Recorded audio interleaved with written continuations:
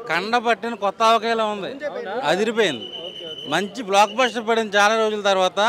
Nagarjuna wife పేరు Amala, block buster ఇచ్చాడు Sekhar Kammula. 3 hours అయితే కొంచెం భరించలేము. శేఖర్ కమల కెరీర్ లో one of the best film అని చెప్పొచ్చు.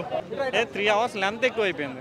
ఒక ఎమోషనల్ ఒక సూపర్ హిట్ గా చెప్పుకొచ్చిన. ఒకసారి అయితే చూడొచ్చు, రెండోసారి చూడాలంటే ఆ లెంత్ వల్ల ఇబ్బందిగా ఫీల్ అయ్యే అవకాశం ఉంది. నా డబ్బులతో 500 పెట్టి టికెట్ కొన్నా, సినిమా చూసా, డబ్బులు పోయినా కూడా నాకైతే మనశ్శాంతిగానే ఉంది. నేను హిట్ సూపర్ హిట్ కోసం వచ్చా, మంచి బ్లాక్ బస్టర్ ఉంది. అసలు డిఎస్పీ అదిరిపోయింది. శేఖర్ కమల గారిని నేను చాలా తక్కువ అంచనేసా, సో నన్నే ఒంగో పెట్టాడు. నిజంగా అదిరిపోయింది సినిమా. నాగార్జున గారికి, శేఖర్ కమల గారికి, మన ధనుష్ గారికి మంచి బ్లాక్ బస్టర్ పడింది. ఆ అమ్మాయి కూడా మంచి రోల్ ఇచ్చారు రష్మికకి. సో నేను ఎక్స్పెక్ట్ చేయాలి ఈ కథ. సో డబ్బు గురించి బాగా చూపించాడు.